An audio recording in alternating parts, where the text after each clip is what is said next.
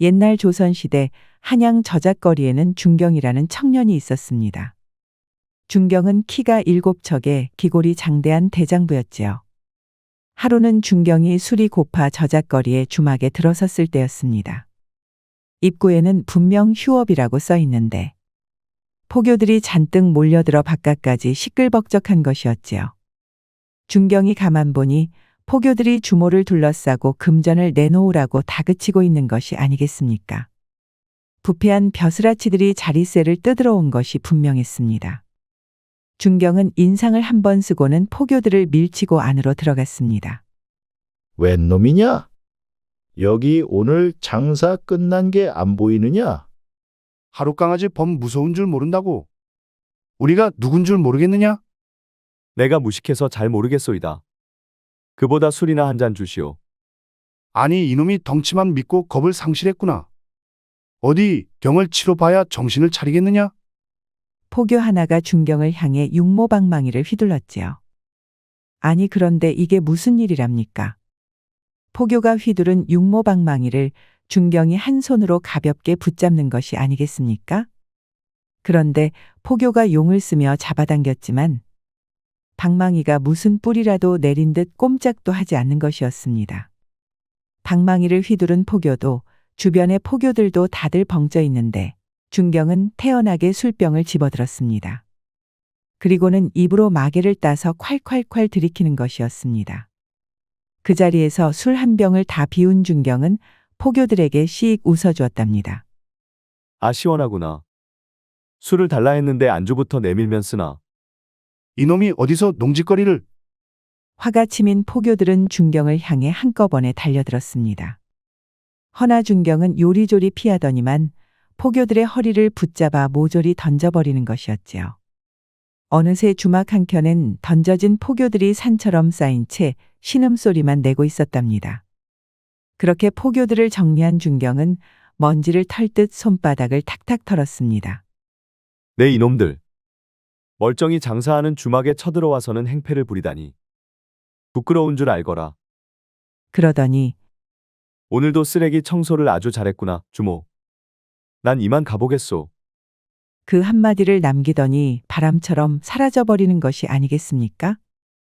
간신히 빠져나온 포졸들은 중경이 사라진 쪽을 쳐다보다가 고개를 절레절레 흔들었답니다. 아니 이게 무슨 조화란 말인가? 우리가 오늘 헛것을 본 건가? 포교 노릇을 10년도 넘게 했는데 저런 놈은 처음 보는 구먼. 자자 그만 돌아들 가세. 놈이 다시 돌아왔다간 뼈도 못 추릴 것 같네. 풀이 죽은 포교들이 돌아가는 것을 보고 나서야 중경은 빙긋 웃으며 나무에서 내려왔습니다. 그러더니 허리춤에 찬 술병을 나발 불며 저잣거리 사이로 사라졌지요. 중경은 명장으로 이름났던 병마절도사 처간일의 장손이었지요. 명문무가에서 태어난 중경은 어려서부터 활쏘기, 말타기는 물론 권법과 검법에도 두루 능한 무예의 신동이었습니다. 오죽하면 아버지 처간일이 직접 금강산 곽도사를 초빙해 무술을 가르칠 정도였으니까요. 허허, 아드님은 천하의 기재이십니다. 제가 80평생을 살아왔지만 이토록이나 무술에 적합한 아이는 처음 봅니다. 경사로운 일이군요. 곽도사님 참으로 감사하외다. 부디 제 아들을 잘 가르쳐 주시오. 단 마음에 걸리는 일이 하나 있군요. 그래, 그것이 무엇이오? 아이의 눈에 담긴 현기가 범상치 않습니다.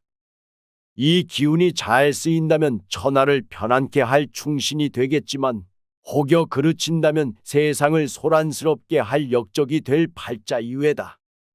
무엇이? 중경이에게 역적의 기운이? 대경실색한 아버지 처간일은 제발 아들을 살려달라며 곽도사 앞에 꿇어 엎드렸지요. 한참을 고민하던 곽도사는 중경을 금강산으로 데려와 10년 동안 수련을 하도록 했답니다. 준경아, 내가 품은 기운이 범상치 않구나. 부디 내 밑에서 수련에 힘써 그 힘을 꼭 좋은 곳에 쓰도록 하여라. 곽도사를 스승으로 모신 중경은 밤이고 낮이고 수련에 힘썼답니다. 그렇게 19이 되자 중경은 키가 칠척장신이 되었고 한 주먹에 곰을 쓰러뜨리는 괴력을 얻게 되었습니다. 마침내 곽도사는 중경이 하산하도록 허락했답니다. 하산한 중경은 한달음에 부모님께 달려갔지요. 아버님, 어머님. 중경이 돌아왔습니다. 그런데 이게 무슨 일이랍니까? 중경의 집이 있던 자리가 폐허가 되어 있는 것이 아니겠습니까? 옆집에 물어보니 아니 글쎄 아버지 처간일 장군이 당파 싸움에 휘말려 사약을 받고 돌아가셨다지 뭡니까? 거기다 어머니도 상심한 나머지 시름시름 앓다가 아버지의 뒤를 따르고 말았다는 것이었지요. 그 말을 들은 중경의 눈에서는 피눈물이 흘렀습니다. 허나 아버지의 유언이 마음에 걸렸습니다. 지금이라도 당장 원수들을 때려 죽이고 싶었지만 그랬다간 아버지가 그토록이나 걱정했던 역적이 되고 말 터였으니까요. 한숨을 푹 내쉰 중경은 속으로 그분을 삭힐 수밖에 없었습니다. 그 이후로 중경은 낮에는 술을 퍼마시며 고주망태가 되었고 밤에는 폐허에서 잠을 청하는 나날을 보내고 있었답니다. 날이 밝자 중경은 저잣거리로 향했습니다. 골목을 지나는데 어디선가 여인의 날카로운 비명이 들려왔지요. 잽싸게 달려가니 보기에도 험상궂은 사내들이 여인의 팔을 붙잡아 어디론가 데려가는 것이 아니겠습니까? 중경을 혀를 찼습니다. 한양 땅에 도적대가 돌림병처럼 퍼지는구나. 벼슬아치들은 뭘 하고 있는지 원. 단숨에 땅을 박찬 중경은 사내들 한복판으로 뛰어들었지요. 그리고는 맨주먹 발길질로 순식간에 모조리 쓰러뜨리는 것이 아니겠습니까? 중경에게 얻어맞은 사내들은 쓰러진 채 부들거릴 따름이었지요. 그러는 동안 중경은 쓰러진 여인의 손을 붙잡아 일으켜 주었습니다. 낭자, 다친 곳은 없소이까? 구해주셔서 감사합니다. 하마터면 경을 치를 뻔했습니다. 어인 일로 이런 일을 겪은 것이요? 이게 다 제 아버지인 포도대장을 협박하려고 벌인 일이지요. 여인은 자기 이름이 설화라고 밝혔지요. 설화의 말에 따르면 그녀를 납치하려던 자들은 모두 우상백막현 대감의 수하들이었습니다. 백대감은 왈패를 막대한 자릿세를 거두고 있지요. 하여 강직한 포도대장인 저희 아버지가 걸림돌이라고 생각했나 봅니다. 우의정이라는 자가 돈만 밝혀서 원. 그래, 한양 돈을 다 끌어모아서 뭔 짓을 하고 싶다는 거요? 듣자 하니 청나라 사신들에게 바칠 뇌물을 모은다고 하더군요. 참으로 한심한 일이 아닐 수 없습니다. 설화의 말에 따르면 모든 포교들이 백대감의 뇌물을 받고 범죄를 눈감아 준다는 것이었습니다. 오직 설화의 아버지인 설우준 대장만이 뇌물을 받지 않자 이렇게 실력 행사에 나섰다는 것이었습니다. 설화의 말에 염려가 된 중경은 그녀를 업고 설대장의 집으로 향했습니다. 설아야, 무사해서 정말 다행이구나. 설대장은 납치당했던 설화가 무사히 돌아오자 맨발로 달려나와 딸을 얼싸안았지요. 둘은 부둥켜 안은 채 하염없이 눈물을 흘렸습니다. 중경은 그 곁에 선 채 말없이 지켜만 보고 있었지요. 설화를 지켜보던 중경은 애간장이 타들어가는 것 같았습니다.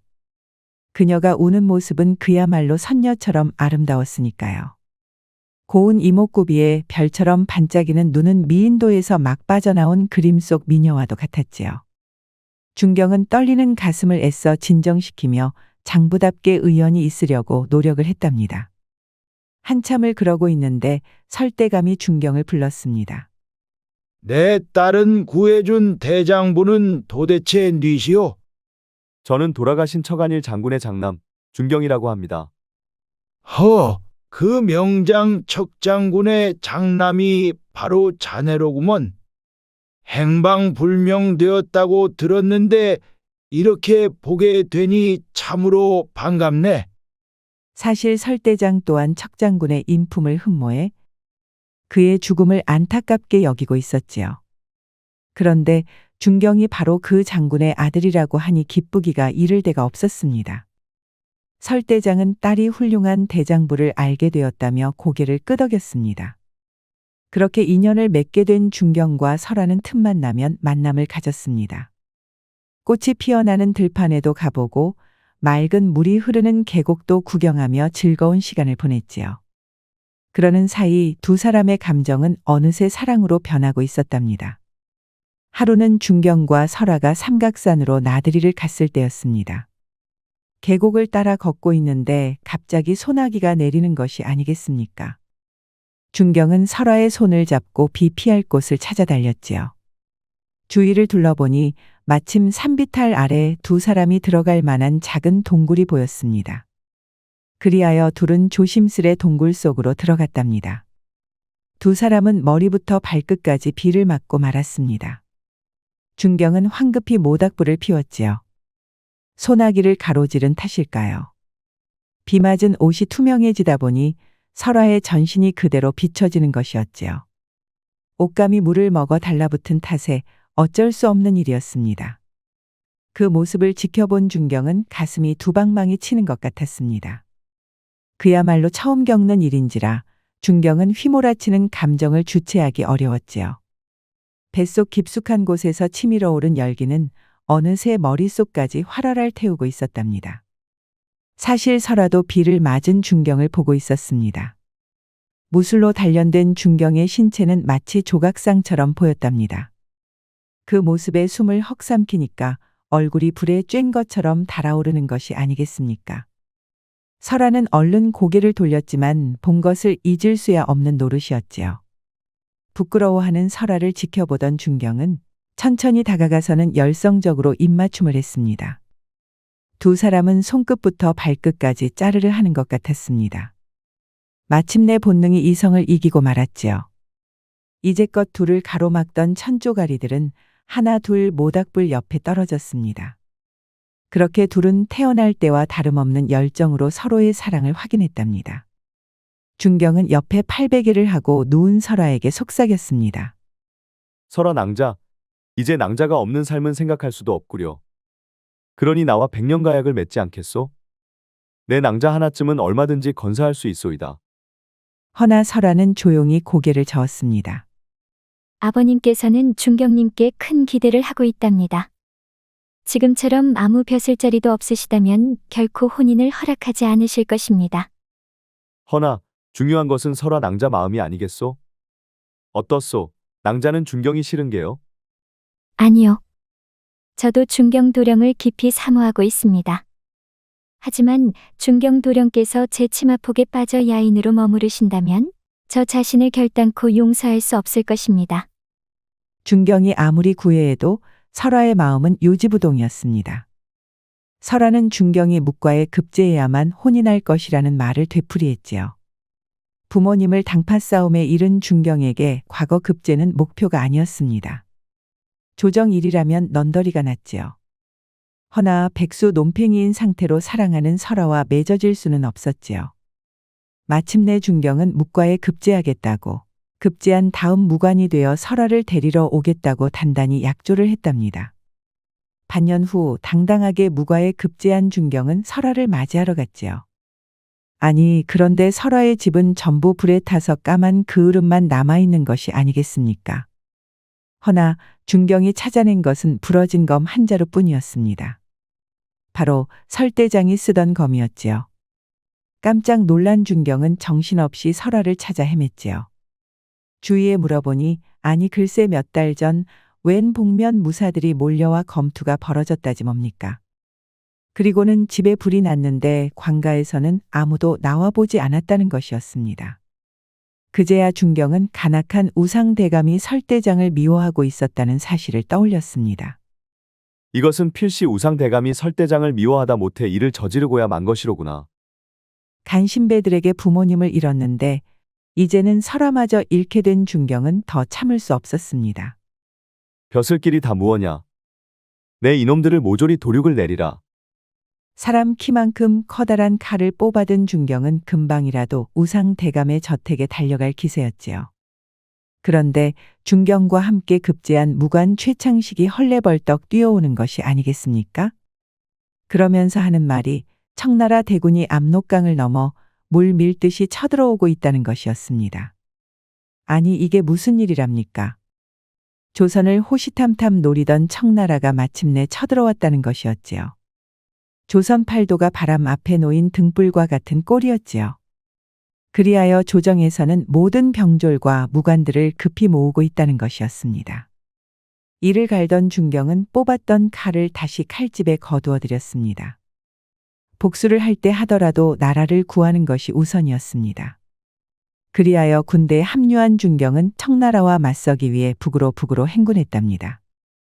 아무렴 조선의 무사가 되어 나라의 위기 앞에서 어찌 사사로운 복수에 몰두할 수가 있겠습니까? 헌데 놀라운 소식이 이어졌습니다.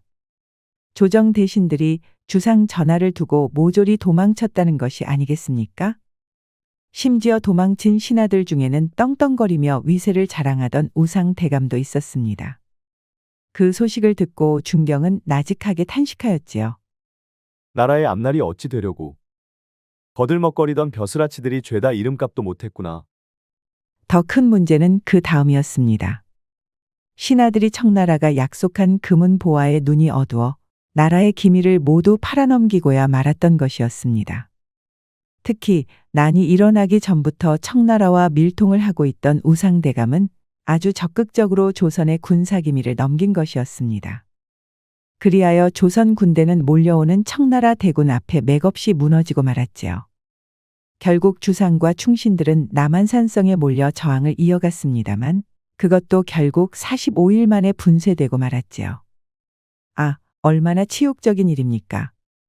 조선의 임금인 주상전하는 청나라 군인들의 손에 개처럼 끌려나와 청국 황제에게 머리를 조아려야 했지요. 이를 지켜본 백성 중 눈물을 흘리지 않은 이가 없을 정도였지요. 비록 청나라가 군대가 조선을 정복했지만 나라가 무너진 진짜 원흉은 탐관오리들이었습니다. 참으로 통탄스런 일이 아닐 수 없었습니다. 한편 중경은 사라진 설화를 찾아 헤매었습니다. 사람들을 만나 물어봐도 아는 사람이 없었지요. 설화가 사라져 가슴이 아픈 중경은 밥을 먹어도 맛을 느낄 수 없었고 목이 말라도 목마름을 느낄 수 없었답니다. 혹시라도 설화가 겪고 있을 고초를 생각하면 가슴이 미어질 것만 같았지요. 그러던 중경은 청나라 장군 용골대가 조선의 아리따운 처녀들을 붙잡아 중국으로 보내고 있다는 사실을 알게 되었습니다. 조선 팔도에서 붙잡혀온 처녀들이 청나라로 끌려가고 있다는 것이었지요. 그 사실을 알게 된 중경은 가만히 있을 수 없었답니다. 중경은 돌아가는 청나라 군대를 뒤쫓기 시작했습니다. 청나라 군대의 행렬은 그 끝이 보이지 않을 만큼 어마어마했지요. 조선에서 약탈한 보물과 귀한 약재를 실은 상자가 수백 대의 수레에 실려 있었고 방방곡곡에서 납치한 처녀들이 우리에 갇혀 짐승마냥 끌려가고 있었지요. 마침내 청나라 행렬이 발을 멈추고 야영을 시작하자 중경이 움직이기 시작했습니다. 밤이 되길 기다린 중경은 순식간에 청나라 군영에 숨어 들어갔습니다. 보초병들을 하나하나 맨손으로 제거한 중경은 횃불을 휘둘러 막사마다 불을 질렀지요. 청나라 군인들은 불을 끄랴 침입자를 찾으랴 정신이 나갈 지경이었습니다. 그 틈을 탄 중경은 단숨에 여인들이 갇힌 우리문을 열었지요. 지금이요. 어서 탈출하시오. 청나라 군인들은 내가 막겠소이다.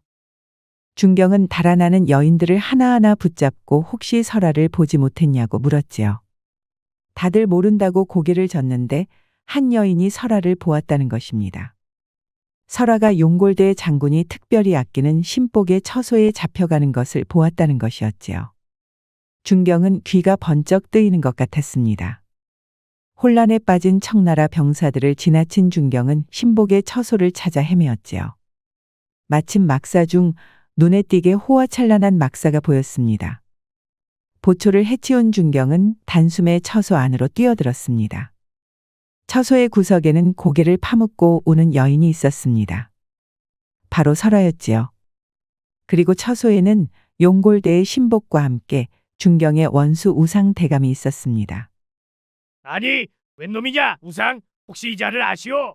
중경은 깜짝 놀란 우상이 뭐라고 말하기도 전에 칼을 휘둘러 단숨에 엄벌을 내렸지요. 기계가 있는 조선 무사로구나. 허나 이 몸 용골대 장군의 오른팔이신 아방갈도의 상대는 아니로다. 우상이 쓰러지는 것을 본 아방갈도는 커다란 청룡도를 빼들었습니다. 중경도 물러서지 않고 아방갈도를 노려보았습니다. 둘은 무서운 싸움을 벌였지요. 실력을 백중세였습니다. 허나 아방갈도는 곰과 같은 괴력으로 중경을 궁지로 몰아붙였지요. 그런데 청룡도를 휘둘러 중경을 쓰러뜨리려던 아방갈도가 갑자기 윽 하고 쓰러지는 것이 아니겠습니까? 위기에 빠진 중경을 구하기 위해 설아가 요강으로 아방갈도의 뒤통수를 후려친 것이었지요. 아방갈도가 기절하자 중경은 설아의 손을 붙잡고 단숨에 청나라 진영을 빠져나왔습니다. 병사들은 불길을 잡느라 미처 중경을 막지 못했지요. 둘은 밤새 달려서 안전한 은신처에 도착할 수 있었답니다. 하지만 설아는 그간의 고초에 못 이겨 몸져 눕고 말았답니다. 그런 설아를 보자 중경은 가슴이 미어지는 것 같았습니다. 중경 도련님. 저는 부모님을 잃고 중경 도련님과의 약속도 잃고 말았습니다. 이제 그만 저를 보내주셔요. 나에게 설화 낭자가 없는 세상은 공허할 따름이오. 설화 낭자가 가는 길 어찌 혼자 보내겠소? 청나라 군대를 따라갔던 그날처럼 이번에도 낭자를 따라가고 말 것이오. 절절한 호소가 통한 것일까요? 문득 설아는 부끄러워졌습니다. 과연 자기가 설아를 사랑하는 중경만큼 중경을 사랑했을까? 라는 생각이 들었던 것이지요. 청나라 신복과 우상에게 유린당했건만 여전히 사랑한다는 중경의 순수한 사랑이 설아의 피폐해진 마음에 스며들어왔습니다. 마침내 설아는 중경의 손을 맞잡았습니다. 도련님 부족합니다만 아무쪼록 이 설아를 잘 부탁해요. 이를 말인가? 나야말로 잘 부탁하오. 내가 비록 술버릇도 나쁘고 장난을 심하게 치는 데다 덤벙거리지만 그래도 그 누구보다 낭자를 사랑하고 있소이다. 그렇게 두 사람은 다시 한번 희망을 품고 살아가게 되었습니다. 중경은 다시 한번 무관이 되어 도적들을 무찌르고 나라를 재건하는 데 큰 공을 세웠지요. 그렇게 무공을 인정받은 중경은 벼슬이 부친과 마찬가지로 병마절도사에 오르게 되었답니다. 설아도 중경의 정경부인이 되어 평생을 해로했다고 전해집니다. 이후의 일은 우리가 아는 것과 같습니다. 조선은 청나라에 완전히 굴복하여 형제의 예를 맺어야만 했지요. 그리고 청나라 황제의 명으로 매년 조공을 바쳐야 했답니다. 이는 모두 나라에 힘이 없었기 때문이었습니다. 병자호란으로부터 400년이 흘렀습니다. 허나 지금이라고 다를 바는 없습니다. 심지어 바로 지금 이 순간에도 우리의 역사를 넘보며 문화를 넘보는 이웃나라가 있는가 하면 호시탐탐 독도를 노리는 이웃나라가 있지 않겠습니까? 나라가 약해진다면 또다시 주변의 강대국들이 우리나라를 넘보기 시작할 것이지요. 우리는 역사의 아픔을 거울 삼아 늘 노력하여 부강하고 튼튼한 나라를 만들어야겠습니다. 우리 영상을 시청하신 모든 분들께 행복이 가득하길 기원하겠습니다. 구독과 좋아요, 알림 설정 부탁드려요. 이후에도 재미난 이야기가 많이 준비되어 있으니 다른 영상도 꼭 보러 와주세요.